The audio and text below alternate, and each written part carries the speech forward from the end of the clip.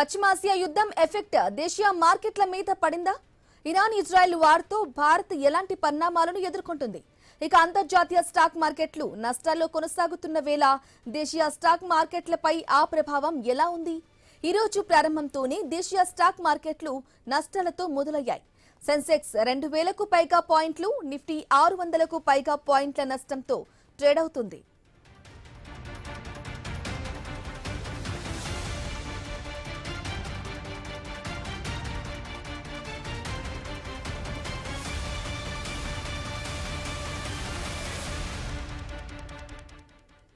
అంతర్జాతీయ విపణిలో రూపాయి విలువ పడిపోయింది. డాలరుతో పోలిస్తే రూపాయి మారకం విలువ 92.25 వద్ద కదలాడుతోంది. నిఫ్టీ సూచీలో ప్రస్తుతానికి కోల్ ఇండియా ఒక్కటే లాభాల్లో కనిపించింది. ఇక InterGlobe Aviation, Shriram Finance, Tata Steel, Maruti Suzuki, SBI stocks నష్టాల్లో ఉన్నాయి. మరోవైపు ఆసియా మార్కెట్లు కూడా భారీ నష్టాల్లో ఉన్నాయి.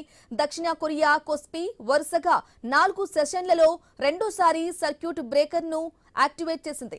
జపాన్ నిక్కీ 7% మేర క్షీణించింది. శుక్రవారం అమెరికా మార్కెట్లు నష్టాలు ముగియక నేటి ట్రేడింగ్ లో ఆసియా సూచీలన్నీ అదే బాటలో కొనసాగుతున్నాయి.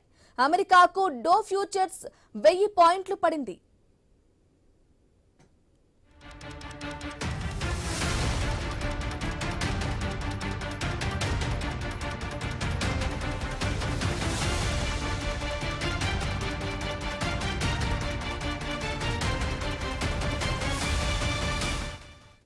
పశ్చిమాసియా యుద్ధం ఎఫెక్ట్ దేశీయ మార్కెట్ల మీద పడిందా?